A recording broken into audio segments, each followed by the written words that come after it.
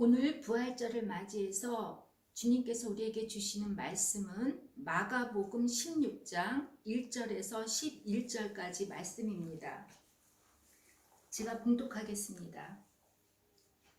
안식일이 지남에 막달라 마리아와 야고보의 어머니 마리아와 또 살로메가 가서 예수께 바르기 위하여 향품을 사다 두었다가 안식구 첫날 매우 일찍이 해 돋을 때에 그 무덤으로 가며 서로 말하되 누가 우리를 위하여 무덤 문에서 돌을 굴려주리요 하더니 눈을 들어본즉 벌써 돌이 굴러져 있는데 그 돌이 심히 크더라.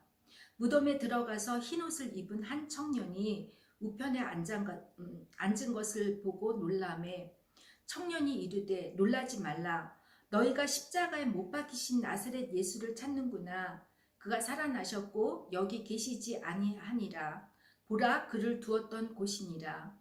가서 그의 제자들과 베드로에게 이르기를 예수께서 너희보다 먼저 갈릴리로 가시나니 전에 너희에게 말씀하신 대로 너희가 거기서 배우리라 하라 하는지라.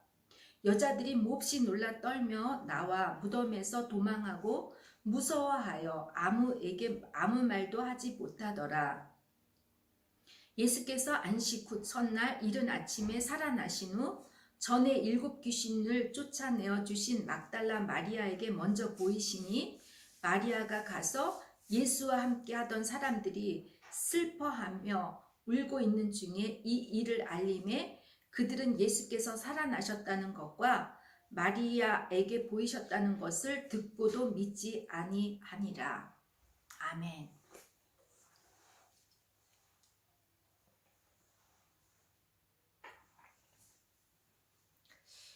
정확한 연도는 제가 잘 기억이 나지 않는데 아마 4년 전이었을 것입니다.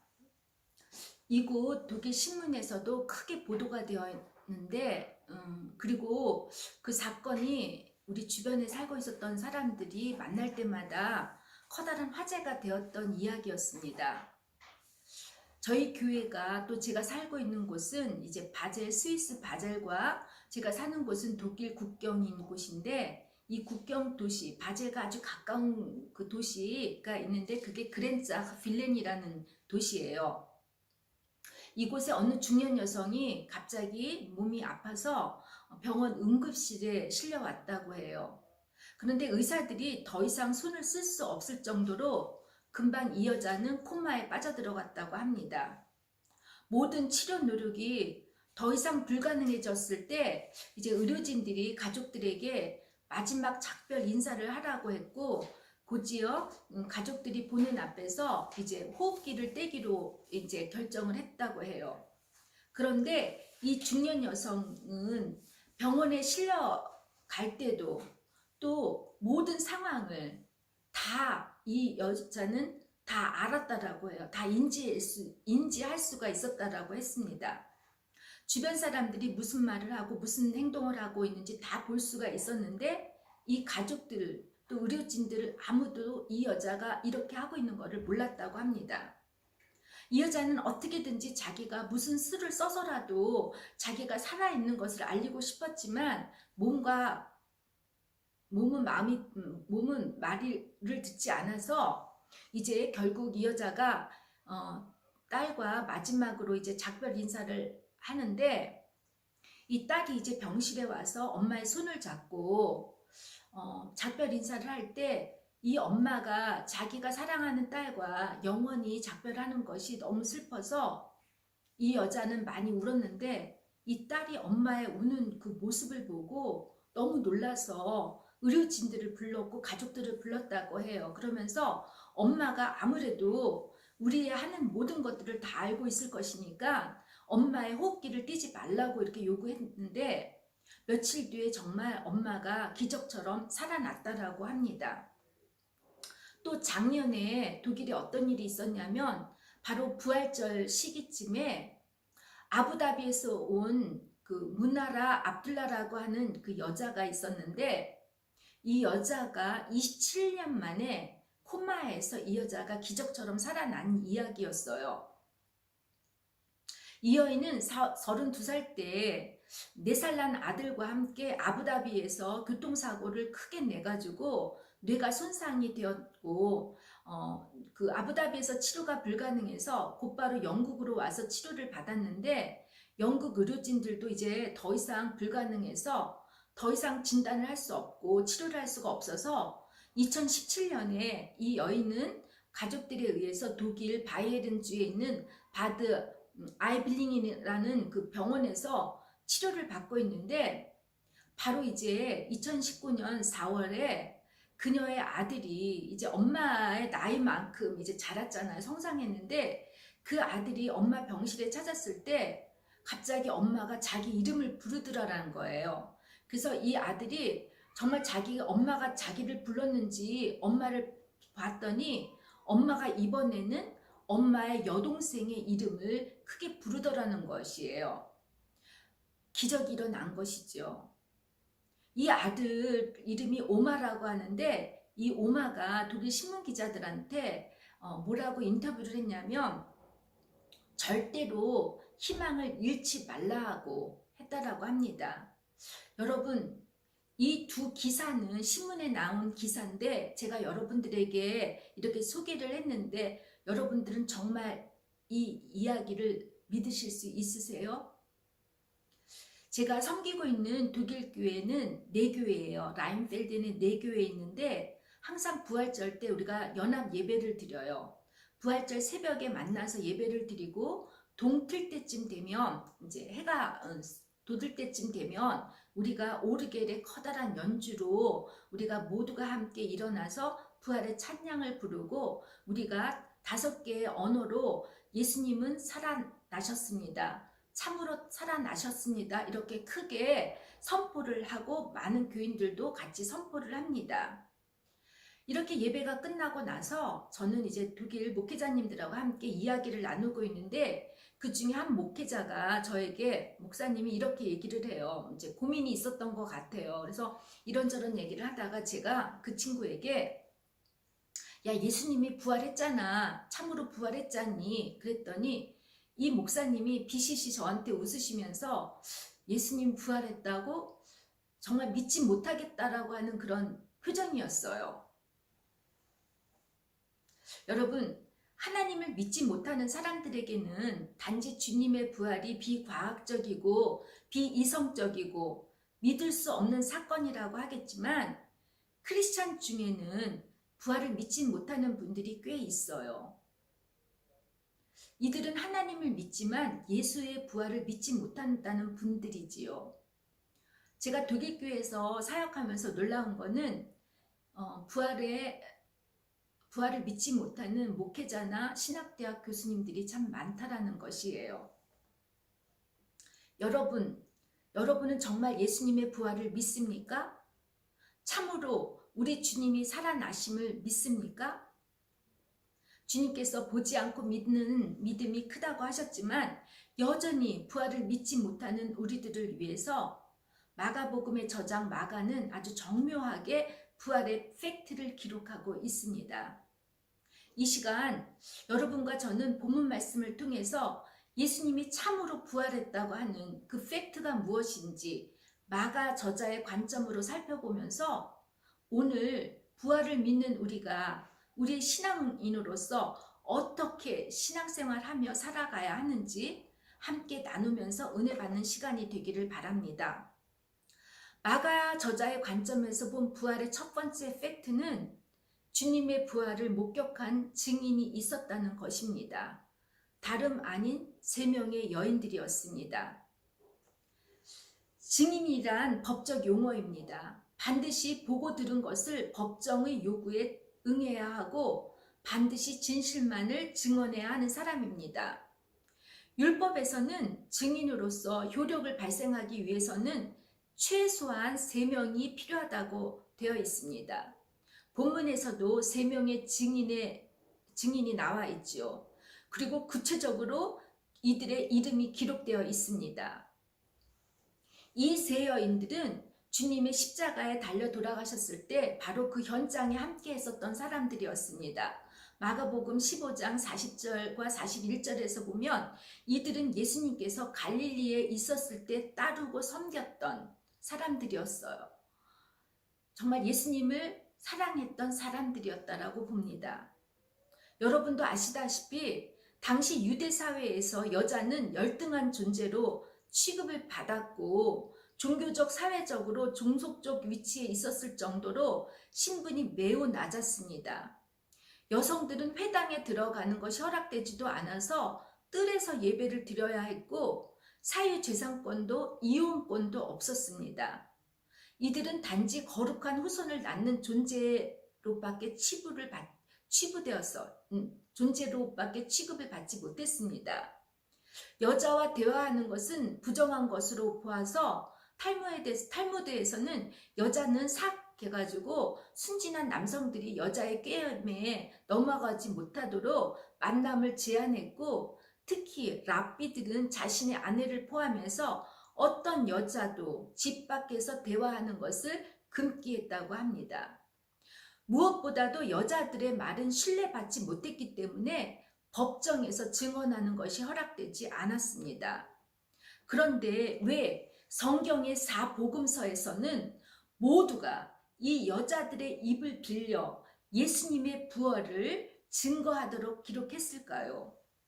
물론 하나님께서는 고린도전서를 보면 세상에 미련한 자들을 택하사 지혜 있는 자들을 부끄럽게 하시고 세상의 악한 것들을 택하사 강한 것들을 부끄럽게 하시려고 여자들을 선택하셨으리라고도 생각해요. 하지만 부활의 첫 번째 증인을 여인으로 선택하신 이유는 여성들만의 독특한 특성 때문이라고 생각합니다. 성을 연구하는 젠더학의 관점에서 볼 때 여성은 남성들보다 관찰력이 아주 뛰어나고 디테일에 강합니다. 남자들은 눈으로 사랑하고 여자는 귀로 사랑한다는 말이 있습니다.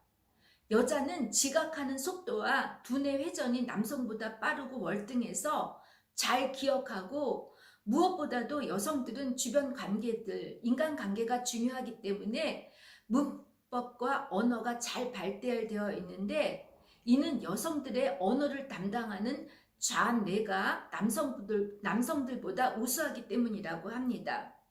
한마디로 여러분, 여자들은 말하기를 좋아한다는 뜻입니다. 유행이 잘 발달할 수 있었던 것도 바로 여자들의 입소문 때문입니다. 요즘처럼 소셜미디어가 발달하지 않았던 그 당시 유대 사회에서는 여자들의 이 입소문, 여자들의 이 대화, 수다, 이것들이 참 중요했었고, 이것들로 인해서 소식들이 참 빠르게 전파되었을 것이라고 봅니다. 만일 예수님의 부활을 남자들에게 먼저 보였다면 어떤 반응이 일어났을까요? 상상해 보세요. 남자들은 액션이 여자들과 달라서 자신들만 믿고 여러 사람들에게 떠들고 다니지 않을 것 같아요. 특히 예수님을 배신하고 부인했는데 어떻게 이런 예수님을 만났을 때 이 예수님의 부활을 남들에게 얘기를 할 수가 있겠어요? 엠마오로 가는 그 제자들도 봐요. 예수님이 고난에만 깊이 빠져 있었지 함께 걸어가는 예수님을 알아보지 못했다고 해요. 물론 예수님의 고난에 함께하지 못한 죄책감에 말도 못하고 나름대로 괴로워하고 있었겠지만, 아무튼 이 남성들은 여자들과 달리 말을 안 하는 사람들입니다. 이렇게 하찮게 여기고 미천하다고 생각했던 여자들을 통해 부활의 소식이 빠르게 전파되었고, 이것이 남자들뿐만이 아니라 당시의 모든 사람들에게 알려졌고, 그 여자들의 그 이야기가, 부활의 그 소식이 오늘날까지 우리들도 믿을 수 있게 되었다라는 것입니다. 둘째, 돌 무덤의 문이 열려 있었다는 것입니다. 2절에 안식 후 세 여인들이 예수께 향유를 바르기 위해 아침 일찍 예수의 무덤을 찾아갔습니다. 유대인들에게 있어서 안식일은 금요일 해질 무렵에 시작해서 토요일 해질 무렵까지를 계산해 보면 여인들이 주님의 무덤으로 찾아간 날은 일요일이었습니다. 이로 인해 기독교는 유대교와 달리 일요일, 즉 주일을 안식일로 지킵니다. 본래 유대인의 장례 관습은 사람이 죽으면 24시간 안에 묘에 안치해야 하는데, 그 이유는 시체는 부정한 것이기 때문에 하나님의 거룩한 땅을 더럽히지 않기 위해서입니다. 부자들은 보통 동굴 무덤에 묻히고 가난한 자들은 땅에 묻었다고 합니다. 장례 때에 보통 남자들은 시체를 무덤까지 운반하고 여자들은 그 시신을 세마포에 싸고 시체 썩는 냄새를 증화시키기 위해서 시신에 향유를 발랐다고 합니다. 여인들이 향유를 가지고 예수님의 무덤에 간 이유도 아마 아리마대 요셉이 예수님 시신에 향유를 바르지 않고 즉시 세마포만 싸서 무덤에 안치했기 때문이라는 것입니다. 이 세 여인은 무덤을 향해 가면서 돌무덤의 문을 누가 굴러줄지 걱정을 했는데 돌무덤은 이미 열려 있었다고 합니다. 이에 대해 마가 저자는 돌무덤이 아주 컸다고 암시했어요. 이 뜻은 여자들이 스스로 홀로 돌무덤을 열 수가 없었다는 것을 가리킵니다. 여러분, 예수의 부활을 두려워했던 사람들이 누구였지요? 예수를 죽이려 했던 대제사장들과 바리새인들, 흔히 종교적 권력을 행사했던 사람들이 아니었습니까? 예수의 부활은 이들에게 있어서 종교적 권력의 그 자리가 위험에 처해져 있기 때문에, 또 더 나아가 이들의 목숨이 위험하기 때문에 이들은 예수님이 돌무덤에 있기를 원했을 것입니다. 또한 이들은 예수님이 사흘 만에 부활하실 거라는 그 예언이 아마 신경에 거슬렸고 왠지 불안하고 두려워했을 것입니다. 한마디로 이들은 예수가 부활하는 것을 원하지 않았습니다. 대제사장들과 바리새인들은 혹시 예수의 제자들이 예수 시신을 훔쳐서 부활을 조작할지도 모른다고 생각했었을 테고, 만일 예수님이 무덤에서 부활하면 절대로 무덤 밖을 나와서는 안 되기 때문에 커다란 돌문을 막아놓고 로마 군대의 힘을 빌어 그곳에 철통같이 보초를 서게 했습니다. 그럼에도 불구하고 동굴의 문이 열려 있었다고 합니다. 마태복음 28장 4절에 보니까 지키던 자들이 무서워하며 떨며 죽은 사람과 같이 되었다고 하는데, 아마도 이들은 놀라서 도망을 갔을 것입니다. 이 로마 군인들이 도망갈 때 무덤 문을 열고 도망갈 리는 전혀 없습니다. 예수님이 부활하지 않으셨다라면 이들이 굳이 도망갈 필요가 없었을 것이에요. 세 번째, 예수님의 시신이 무덤에 없었다는 것입니다. 여인들이 무덤 안에 들어갔을 때 예수님의 시신은 없고 흰옷을 입은 청년이 있었다고 해요. 주님의 천사입니다. 흰옷 입은 천사는 여인들에게 놀라지 말라고 하면서 예수님이 살아나셨기에 여기에 계시지 않는다라고 알려줍니다. 예수의 부활을 원치 않은 사람들은 부와 권력을 가진 사람들이었습니다. 그들은 어떻게 해서든지 예수의 시신이 무덤 밖에 나와서는 안 되었습니다. 그런데 무덤은 비어 있었습니다. 지금까지도 예수님의 시체가 발견되지도 찾아지지도 않았습니다. 예수가 묻혔던 무덤은 빈 무덤, 텅 빈 무덤이었습니다. 여러분, 주님이 부활하셨기 때문입니다. 그런데 여인들이 찾는 것은 죽은 예수의 시신이었습니다. 그들은 죽은 예수를 만나려고만 했기 때문에 예수님이 부활했다는 것을 상상조차 할 수도 없었을 것입니다. 이들은 죽은 예수를 믿었습니다. 이처럼 부활이 없는 신앙은, 부활이 없는 믿음은 죽은 신앙이고 믿음입니다. 우리의 모습도 이들과 비슷하지 않을까요? 부활의 빈 무덤에서 우리가 찾으려고 하는 것은 무엇입니까? 죽은 예수님입니까? 아니면 살아나신 예수님입니까?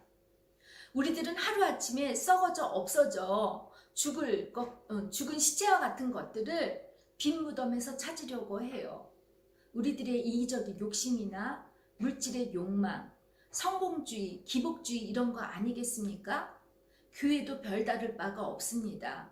부활의 신앙은 죽고 어느새 교회들은 커다란 메가 처치를 꿈꾸며 커다란 건물, 되게 많은 재정, 이벤트 형식으로 그 프로그램을 만들어서 어떻게 하면 사람들을 많이 모으고 전도하려고 합니다.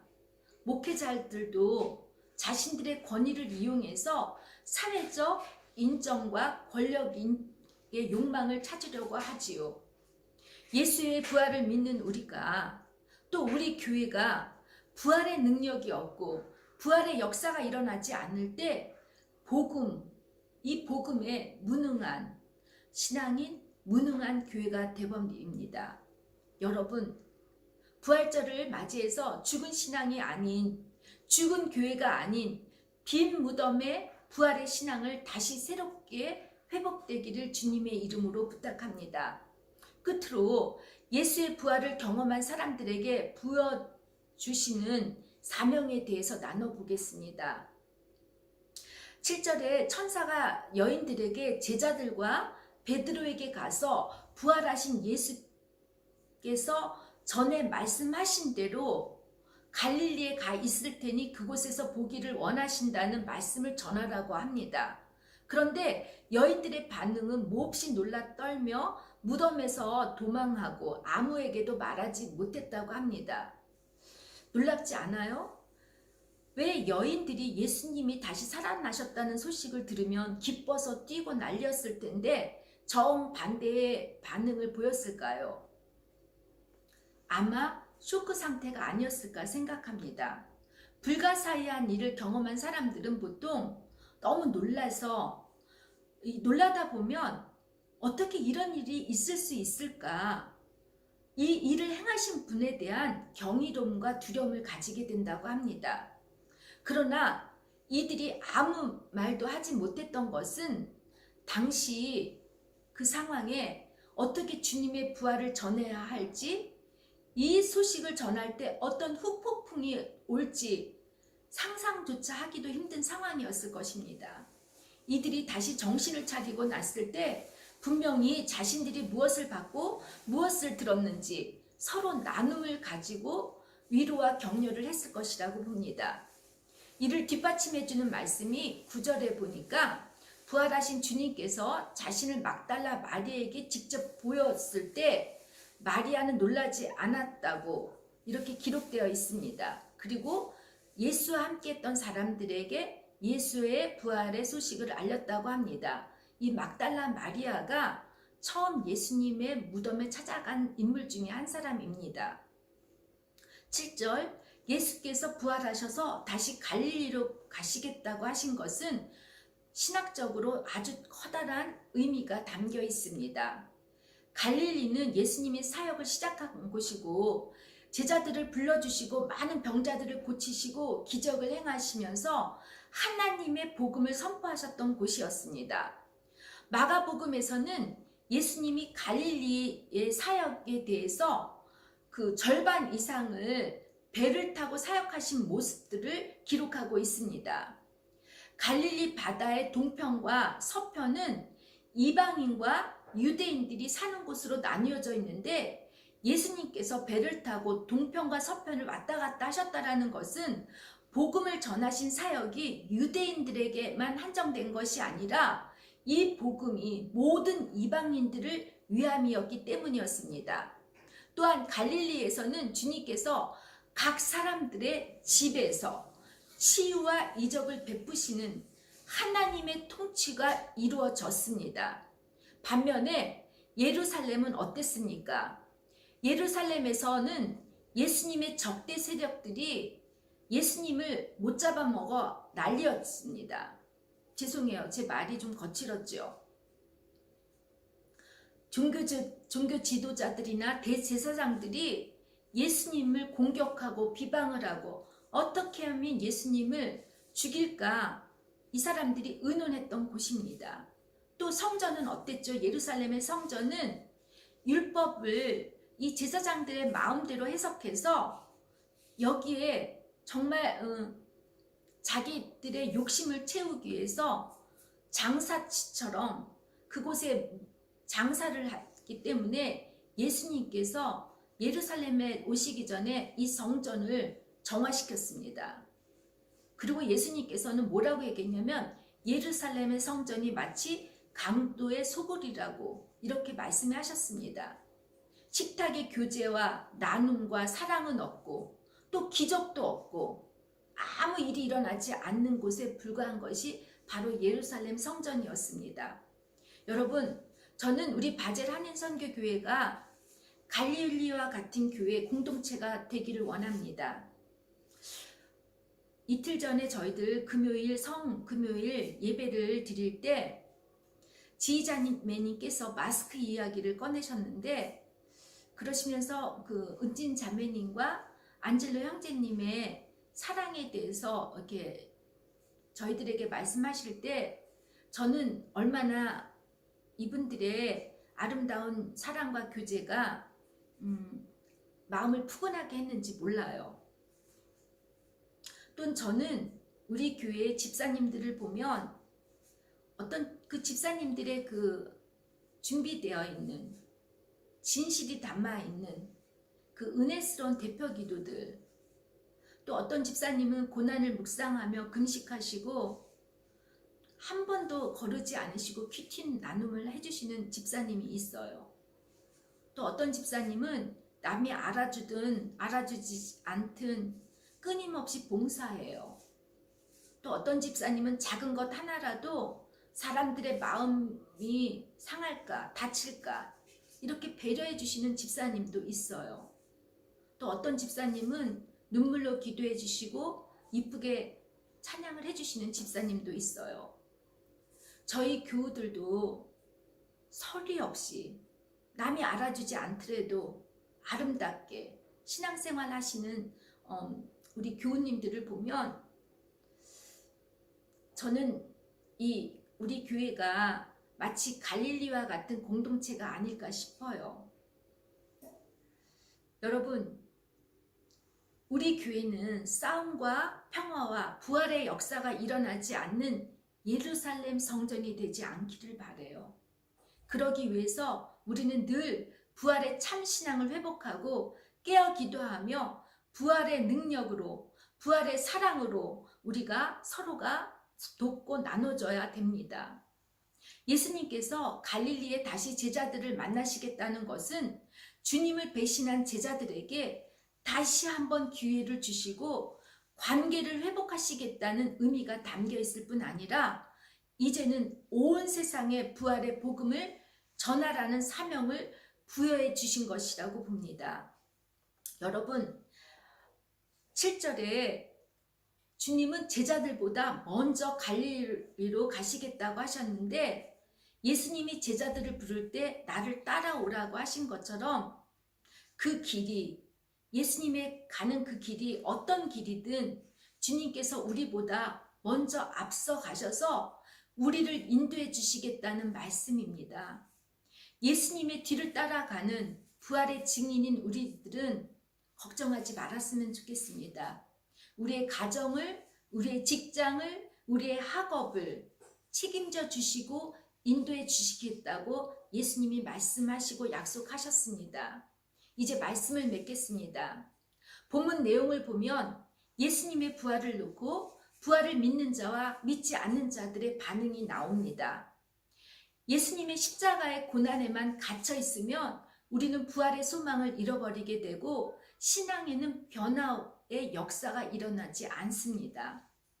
제가 처음 설교 시작할 때 두 이야기, 두 예화를 여러분들에게 소개해 주면서 믿느냐고 제가 물어봤지요.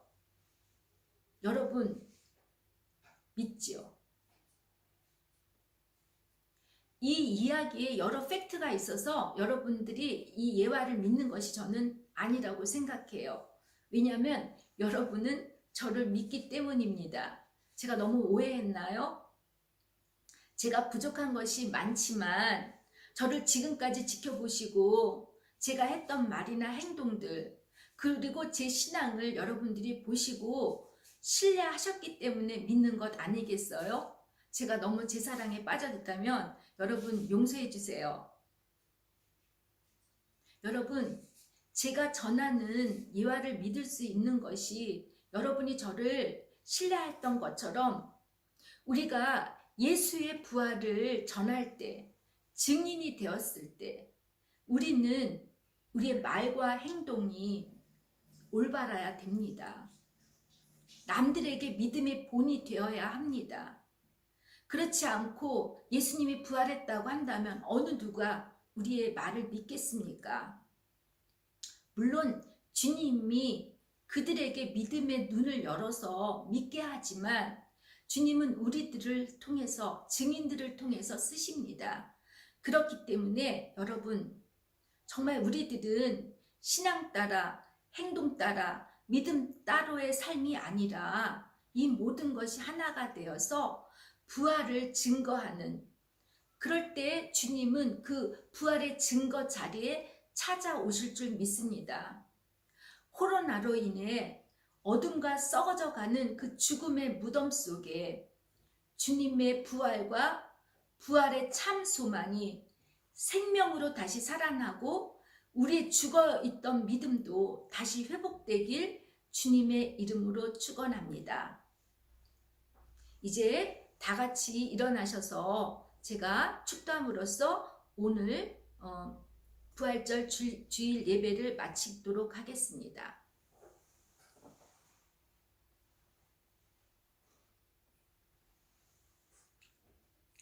이제는 십자가의 고난을 이기시고 부활하신 성자 예수 그리스도의 은혜와 독생자 아들을 아낌없이 주셔서 우리에게 영원한 생명을 주신 성부 하나님의 무한하신 사랑과 성령님의 감동과 감화하심이 부활의 증인으로 살아가기를 다짐하는 당신의 자녀들 모두 위에 함께할지어다. 아멘.